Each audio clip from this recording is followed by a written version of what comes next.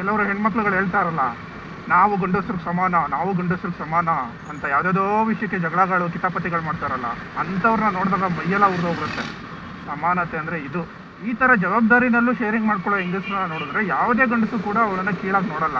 ಅವರೇ ಡಿಮ್ಯಾಂಡ್ ಮಾಡ್ತಾರೆ ನೋಡಿ, ಸಮಾನತೆ ಬೇಕು ನಮಗೆ, ಸಮಾನತೆ ಕೊಡಿ ಅಂತ. ಅಂಥ ಟೈಮಲ್ಲೇ ಗಂಡಸರು ಟ್ರಿಗರ್ ಆಗೋದು. ಬಟ್ ಸತ್ಯ ಏನಂದರೆ, ಸಮಾನತೆನ ಕೇಳಿ ಪಡ್ಕೊಳ್ಳೋದಲ್ಲ, ಅದನ್ನು ನೀವೇ ಗಿಟ್ಟಿಸ್ಕೊಬೇಕು.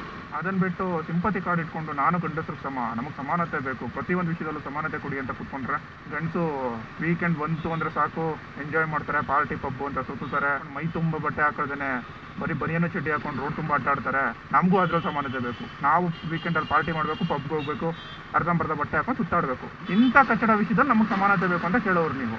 ಸಮಾನತೆ ಅಂದರೆ ಏನು ಅಂತ ಫಸ್ಟು ಅದಕ್ಕೆ ಅರ್ಥನ ತಿಳ್ಕೊಂಡು ಆಮೇಲೆ ಸಮಾನತೆ ಬಗ್ಗೆ ಮಾತಾಡಿ.